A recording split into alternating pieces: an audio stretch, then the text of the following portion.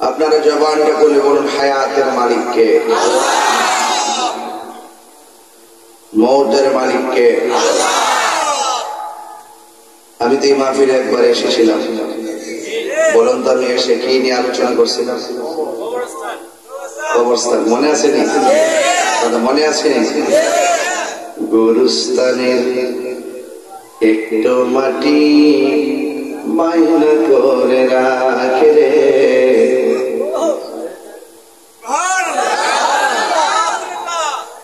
বাড়ি বানায়, গাড়ি বানায়, বাড়ি কিনে, গাড়ি কিনে। আমরা মেম্বারশিপ দিয়েছেন আজকে? অনেকে আসছেন। বাড়ি কিনেন, গাড়ি কিনেন, জায়গা কিনেন, তো গুরুস্থানের মাটিটাকে বাইনা করা দরকার আছে না? এটাকে টাকা দিয়ে বাইনা করলে চলবো? এই গুরুস্থানের টাকা জায়গা বাইনা করতে হবে ঈমান আর আমল দিয়া। জোরে কোন সুবহানাল্লাহ। গুরুস্থানের একটু মাটি বাইনা করে রাখে রে, এখনই তোর আসতে পারে চলে যাওয়ার ডাক, ঠিক না? ওরে মন,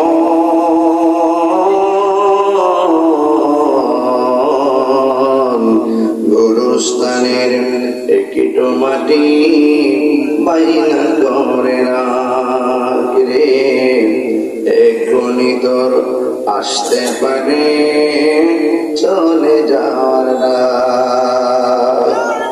কাঁদিস না মন শিশুর মতো, এমনই তো হয়।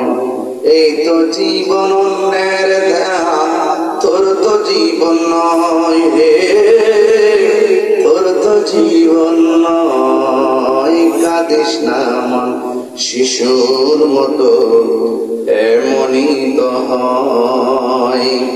এই তো জীবন অন্যের দেয়া, তোর তো জীবন নয় রে, তোর তো জীবন নয়। খাঁচার ভিতর প্রাণের ময়না, চিরদিন আর আপন রয় না। খাঁচার ভিতর প্রাণের ময়না, চিরদিন আর আপন রয় না। হঠাৎ করে পালিয়ে যাবে একটু বেলে পাকে রে,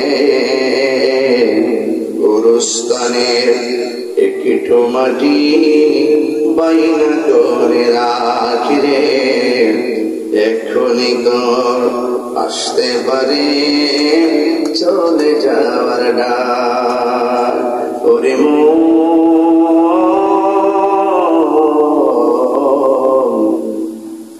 এখনই তোর আসতে পারে চলে যাওয়ার ডাক। জোরে জোরে করুন সুবহানাল্লাহ। বন্ধুরা রে আমার, রাত তো গভীর হয়ে গেছে, এই জন্য আমি শুরুতেই আনুষঙ্গিক কথা বলে সময় নষ্ট করবো না। ঘন্টা কানে আলোচনা করবো।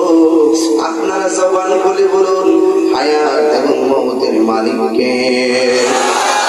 নবীজিকে ভালোবাসলে লাভ আছে না নাই?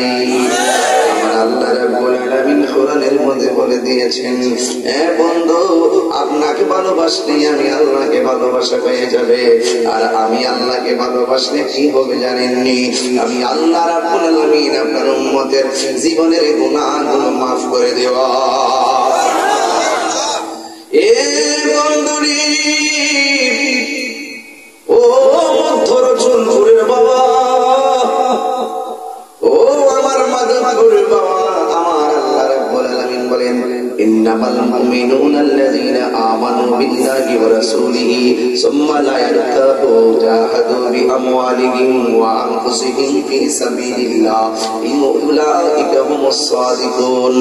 আল্লাহ রাব্বুল আলামিন বলেন, ওই নিশ্চয়ই যারা ঈমানদার হবে, ঈমানদারদের প্রথম কাজ হবে আমার আল্লাহকে এক বলে জানতে হবে। দুই নম্বর কাজ হবে আমার নবীজিকে আল্লাহর বন্ধু বলে জানতে হবে। নবীর উপরে 100% ঈমান আনতে হবে। কথা ঠিক কিনা? নবীর উপরে 100% ঈমান আনতে হবে।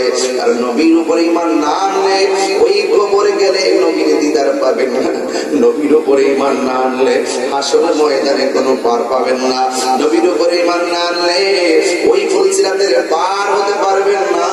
আপনারা জবান খুলে বলেন আমার নবীকে ভালোবাসতে হবে, দাবিটা কার? আর জোরে করুন না, দাবি কার? এ বন্ধুরি আমার আল্লাহ বলেন নিশ্চয়ই তারা হলো মুমিন যারা আল্লাহকে ভালোবাসে। দুই নম্বর যারা নবীকে ভালোবাসে, সুম্মা লাম ইয়ারতাবু, যেই নবী সম্পর্কে তারা অতীতে কোনোদিন সন্দেহ করে নাই, যেই নবী সম্পর্কে তারা কোনোদিন, যে আল্লাহ সম্পর্কে তারা কোনোদিন সন্দেহ করে নাই, ওয়া জাহাদু, এবং জিহাদ করে বিআমওয়ালিহিম, জানে মালের দ্বারা, ওয়া আনফুসিহিম, মাল জানের দ্বারা।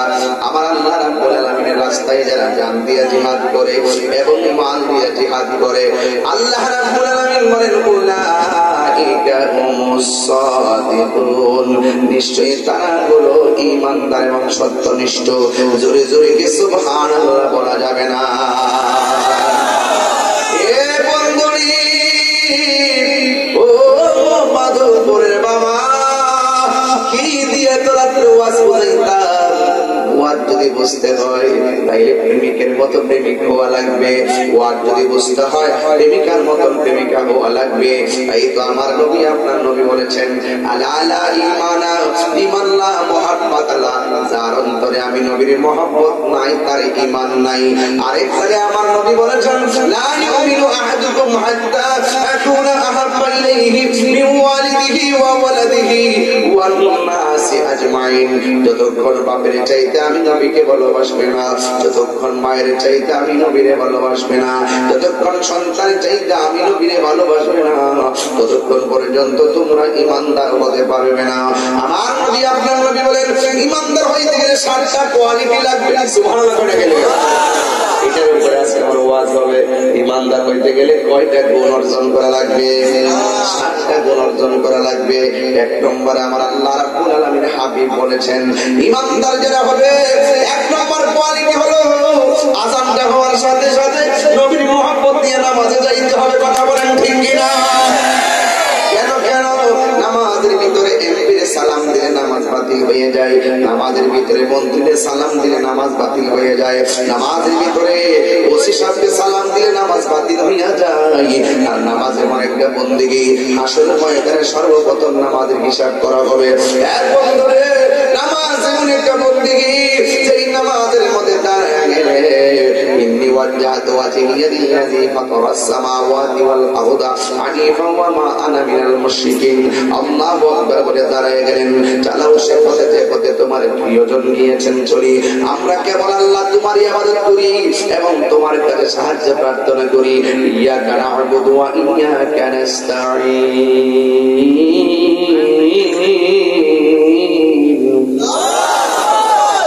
আমরা কেবল তোমারই ইবাদত করি এবং তোমার কাছে আমরা সাহায্য প্রার্থনা করি। আল্লাহ পাক নামাজের কথা বলার আগে ধৈর্যের কথা বলছে। আল্লাহ বলছে ইয়া আইয়ুহাল্লাযীনা আমানুস্তাঈনু বিস-সাবরি ওয়াস-সালাহ,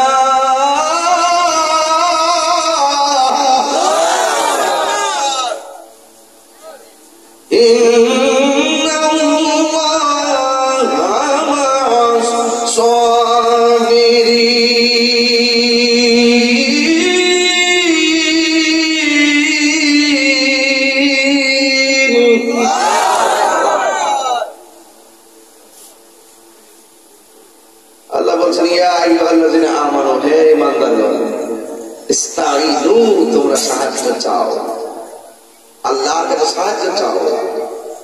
বিস-সাবরি ওয়াস-সালাহ, প্রথমে বলছে ধৈর্যের কথা, এরপরে বলছে নামাজের কথা। তাহলে ধৈর্য খুব কঠিন জিনিস। ধৈর্য যাদের কুলাইছে তারাই মাহফিলে আইছে, ধৈর্য যাদের কুলাই নাই তারা মাহফিলে আসে নাই। এই ধৈর্য যার জীবনে বেশি থাকবে তার জীবনে সফল কাম। আর সবরু মিফতাহুল বালা, ধৈর্য হলো সাফল্যের চাবিকাঠি। যার জীবনে ধৈর্য বেশি থাকবে তার জীবনে সফলতা বেশি থাকবে। যার জীবনে ধৈর্য কম তার জীবন শুধু হতাশা, খায়াও হতাশা, ঘুমায়ও হতাশা, চললেও হতাশা, রোজ রোজগারে যায়ও হতাশা, তার হতাশা আর শেষ হয় না। কেন? তার ধৈর্য, কথা বলেন, তার ধৈর্য নাই। এই জন্য ধৈর্য বড় কঠিন জিনিস। এই ধৈর্য যার থাকবে দেখবেন তার জীবন ধন্য হয়ে গেছে।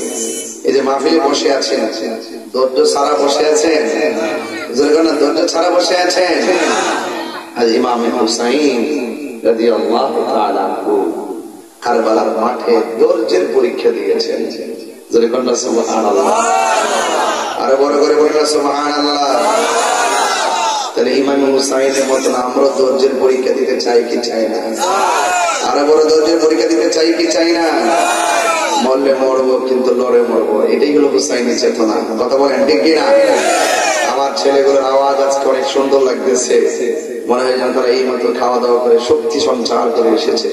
জবানটা করে আল্লাহু আকবার। যারা বাড়িতে ঘুমাইছে আফসোস করতেছে, লাইভ চলতেছে তো 1 লক্ষ করে ফলোয়ারের লাইভ চলতেছে।